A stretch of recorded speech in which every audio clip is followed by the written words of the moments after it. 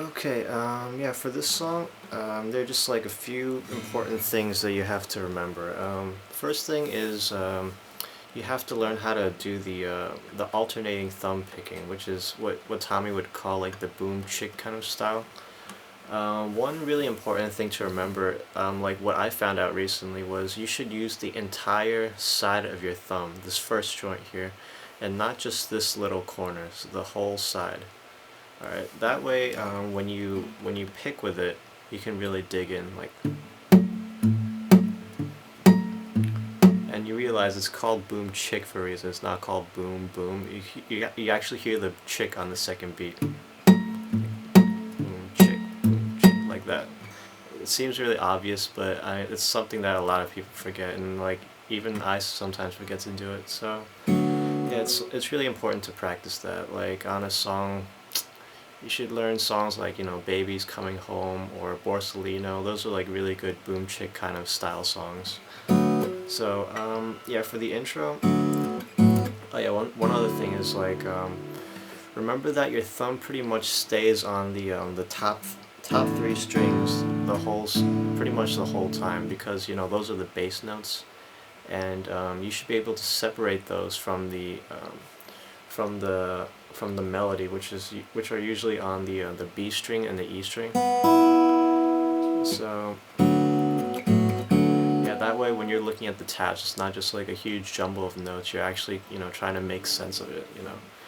All right. So for the intro, this is how it goes. I'll play it really slowly. 1, 2, 3.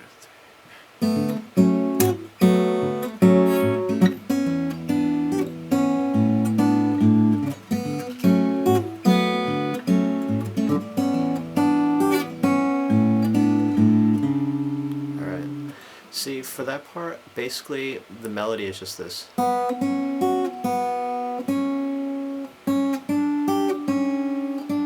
And see how pretty much only my index finger is moving around. Sometimes my pinky moves to the E string to do the alternating bass, but the main melody is all on the B and E strings, played with my index finger. So I'll show you again really slowly.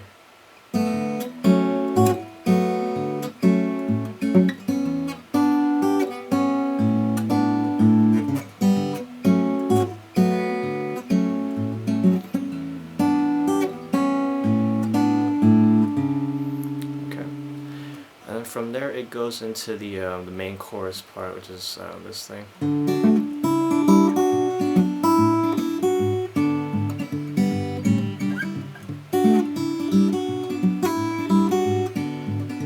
Okay, so for that, this is like where the boom chick really comes in, cause like,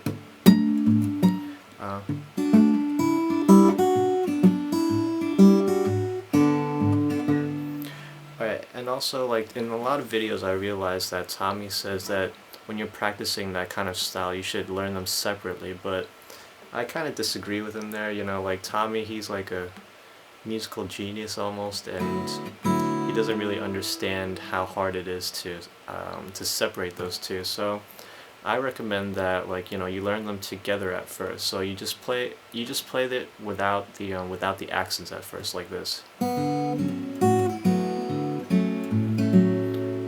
And then after you get more comfortable with the style, you can start adding in the palm mutes and like the boom chicks, so it would sound more like.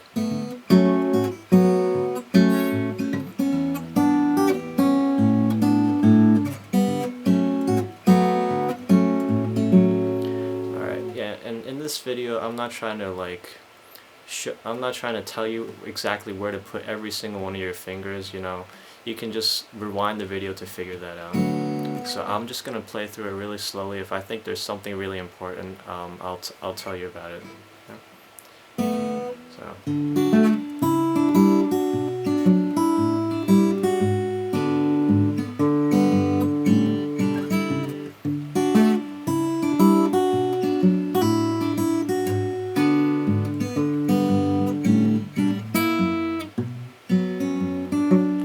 For this part,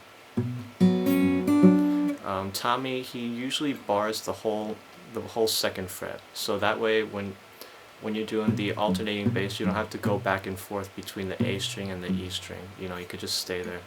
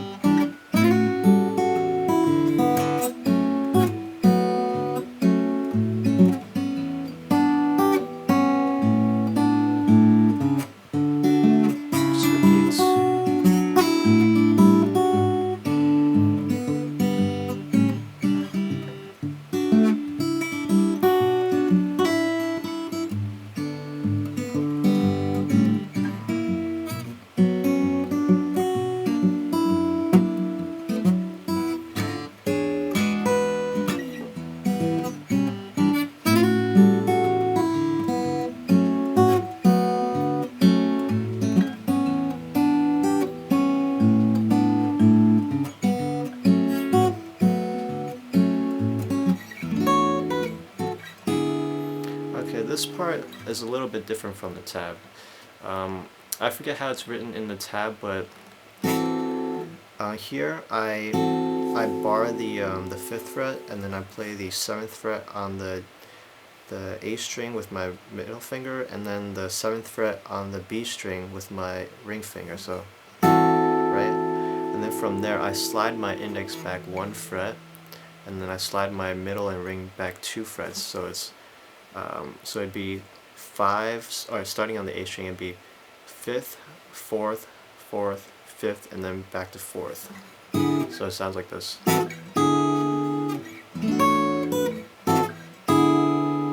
Yeah, that took me a long time to figure out, just watching Tommy's videos, watching him perform it and stuff, so hope that kind of helps. And then here I do like a sweep upward with my thumb. Alright, so it goes.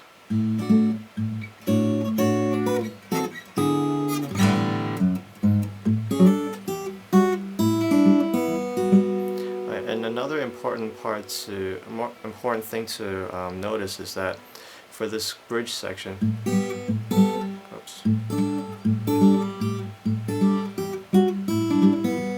this part, my ring finger stays here the whole time. It doesn't move. It's just like pretty much my index and my pinky moving around to play the melody. So it goes. See that? And then here you have to change.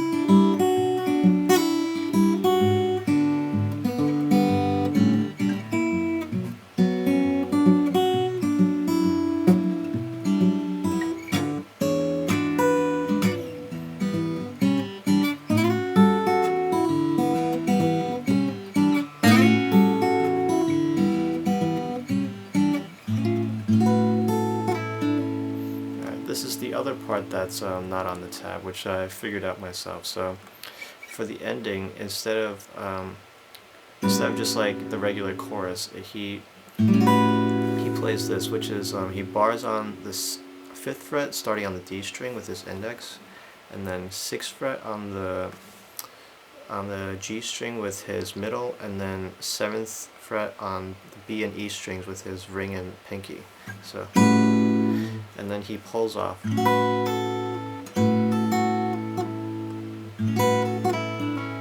With his pinky first and then his ring. And then after he pulls off the B string, he goes to the 7th fret of the G string, and then he pulls off there too. So.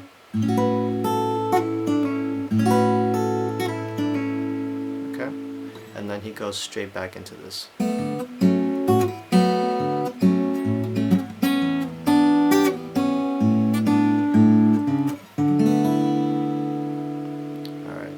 that's pretty much the whole song.